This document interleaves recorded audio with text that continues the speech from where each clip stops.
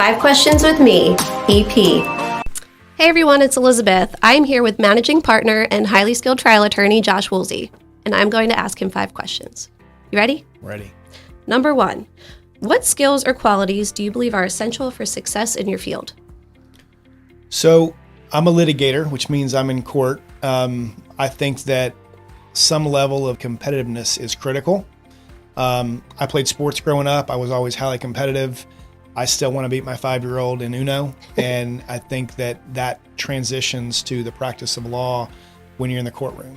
You always have to balance that with remembering that the client's interests are first. So you never want to put your own goals as it relates to a case above the client's. You got to remember that. But being competitive, wanting to win is critical.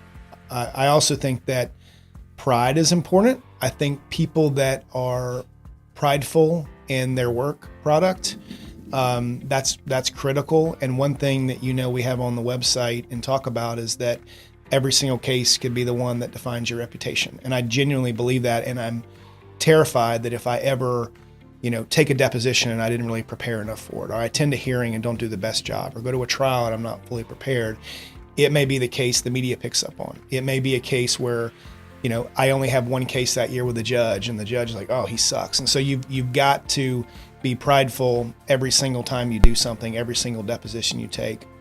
And if you have that level of pride, I think it means you'll be consistently good as a litigator. I think that's important. Yeah, I feel like the best attorneys have a healthy combination of both.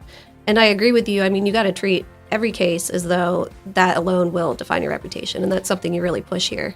Yeah, and we tell clients that, and we need to keep that promise, right? And if it's a $5 million case or it's a $500 case, both clients deserve our best effort. And so I think that's important, and that's a promise that we make to them when we sign them up. So we need to honor that. I agree. Number 2, are there any legal developments or trends that you find particularly interesting right now? Yeah, I am certainly biased on this topic, but I think the tort reform, insurance companies have a lot of money and they lobby the legislature and they try to change the laws to benefit them. I think that it's worse now than it's ever been, and there's a lot of money pouring into the legislature from insurance companies to change the laws. And there's several, I think tort reform to some extent is a good thing. I'm not one of those that says it should be a free-for-all. So I think some regulation is good, but it's gone way too far. And it may be good it's gone way too far because I think it's going to come back some. But just as an example, if there's a hurricane and someone has a $40,000 roof damage claim, it's going to be pretty hard to find a lawyer now when there's no attorney's fees that are paid by the insurance company. Because if they've got a $40,000 damage to their roof and they've got to pay a lawyer out of that money, they're not going to be able to fix the roof. And before, the insurance companies had to pay for those attorney's fees, and now they don't. So it should go back to being where the winner gets fees. And if the insurance companies say, well, they get fraudulent claims, well, fine, go win those claims and then get your attorney's fees against the person that brought a fraudulent claim. But don't punish the good people that have real claims. And so I think it needs to go back to, winner takes fees. And there's numerous other statutes, the medical malpractice statute and other ones that are just completely unfair, that eliminate claims for people who've lost loved ones. They just can't, they don't have standing to bring claims. And it's not fair. I agree with you, and that I hope that it swings back the other way and evens out the playing field a little bit more. I think it will. Number 3, what do you enjoy doing in your free time outside of work?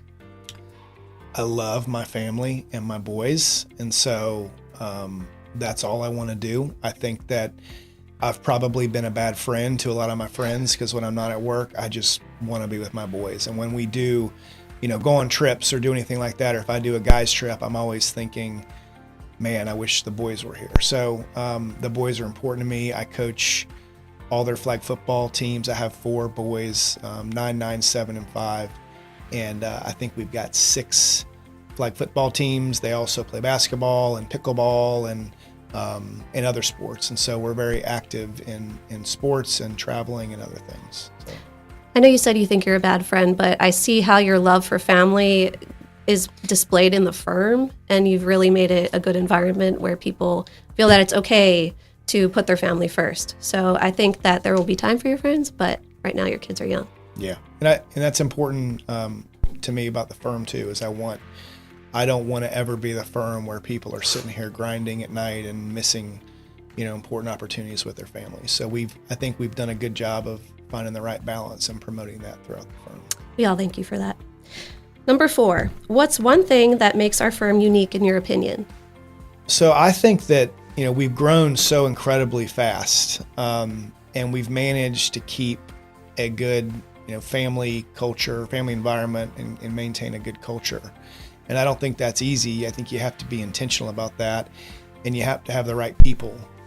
We've all worked at places where you have one bad apple and it can ruin the whole environment. So we've been really good about, it seems harsh to say, but we've been really good about firing people. When someone joins the team and they're just not a good fit and they're affecting the culture, we've immediately fired them. And we've fired people within a day before, when we can just tell these people don't fit in. And so I think that's important. And then I think we've been intentional about culture and making sure that people are happy here and enjoy coming to work. So I'm proud of that. And I think it's something that's not easy to do when you're growing as fast as we're growing.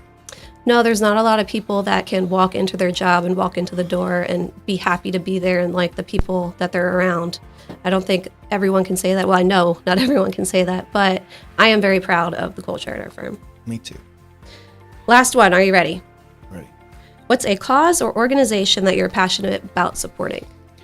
So I've been on the board of Communities in Schools for, I think, over 12 years now.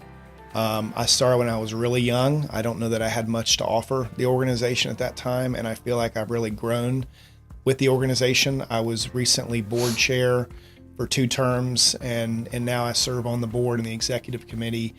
It's a local nonprofit that helps kids in schools. So we actually have people in the schools during the day and work with kids that are behind, that need care.